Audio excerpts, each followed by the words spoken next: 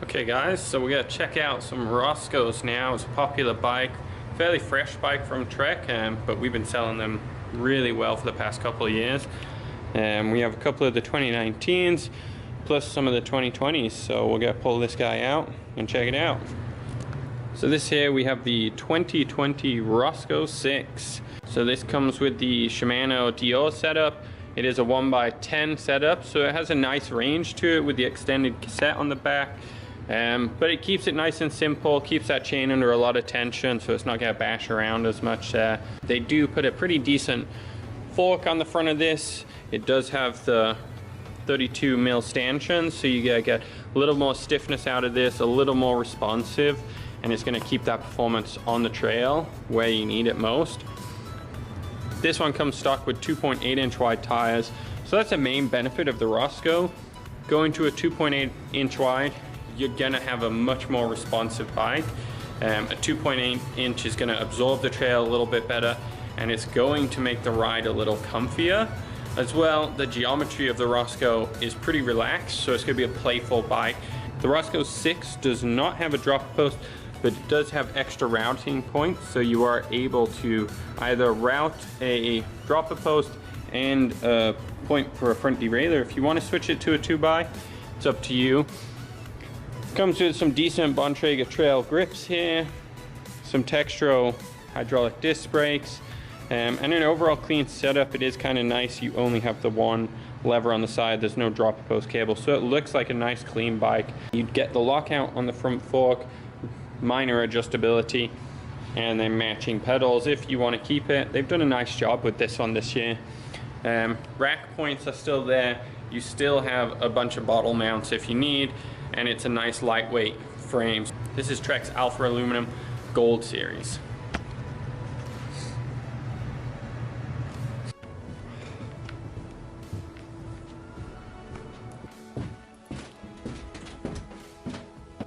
Okay, so now we've got the ROSCOE 7. So some major upgrades to a ROSCOE 7 are features like the dropper post. So if you're looking to get a little more aggressive on the trail, or just have the benefits of a dropper post, which are things as climbing on and off the bike's easier, downhills are easier, rough terrain is much more easy because you can get that seat down out of the way and allow your legs to be a bit more suspension. Actually goes to the SRAM SX this year for the 2020, so you actually is the first level of the Eagle, getting you that 12 gears on the back. It's really nice. You do get a lot more range with that. You get an upgraded tire, still a 2.8, but it goes again to a much more trail ready tire, a little more aggressive just to match.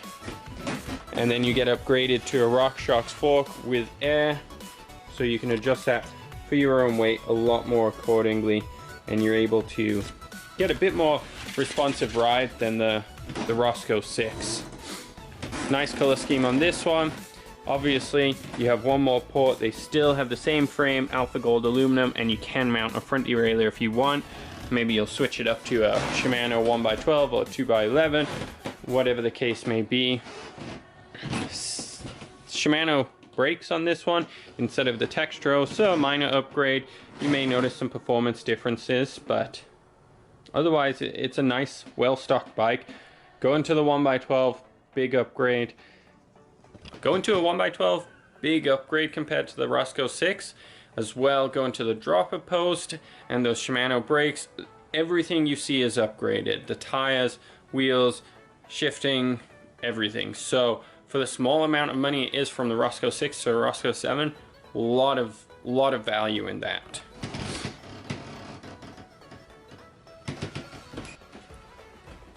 Okay, switching it up for one last bike. We got the ROSCOE 8, really nice color scheme. We've had a lot of people like this. Not crazy changes from the ROSCOE 7 this year.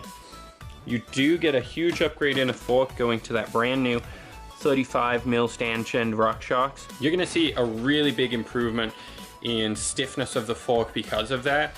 The overall travel is the same.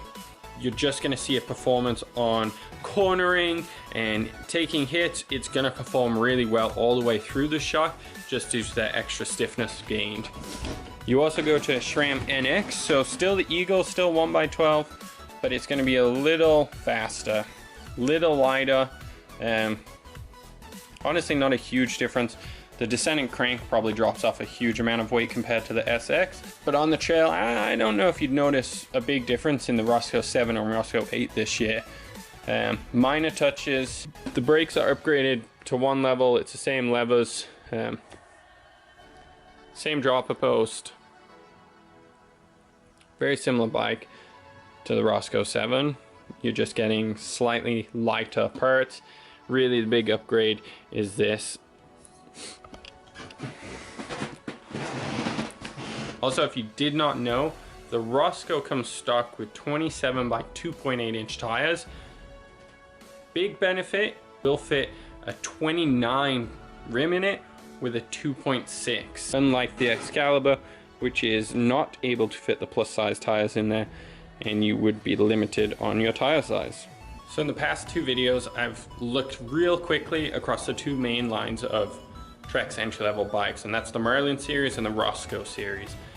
The Excalibur, I think, is disappearing a little bit, and this is just my opinion. If you're looking for an entry-level hardtail, you're going to be going in a Merlin. That's a bike which you'll be able to commute with as well as hit the trail. If you're looking for a nice relaxed geometry, a little more friendly on the downhills, a little more friendly on the aggressive stuff, the ROSCOE is going to be your choice of bike. The Excalibur is for the guys who are starting into racing cross country and they really think that that's where they're going to go. That's what you should get. If you're just looking for a general purpose trail bike, ROSCOE. If you're going to look for one which does a bit of both, I'd do the Merlin. And with a bit of both, I'd say if you're doing 50-50, 50% of the time you gotta be in city streets, paved roads, or gravel, you'll really benefit from the Merlin series. If you're gonna be mainly on the trail, that's where I'd look at the ROSCOE. If you're looking for a playful bike and you're out there to have fun, the ROSCOE is gonna be a really responsive bike, easy to use, and it's gonna be the most user-friendly. Let's recap. Excalibur, the guys who are looking to race cross country. The ROSCOE are the guys who are looking to have fun on the trails and get around places. The Merlin's your entry-level commuter as well as your entry-level trail bike. Do it all. So let me know what you think is the right bike for you. Do you already ride? Are you on a Merlin and thinking about getting into cross-country racing? Should you go to the Excalibur series? Or should you look for a little more play and a little more fun with a value-packed ROSCOE?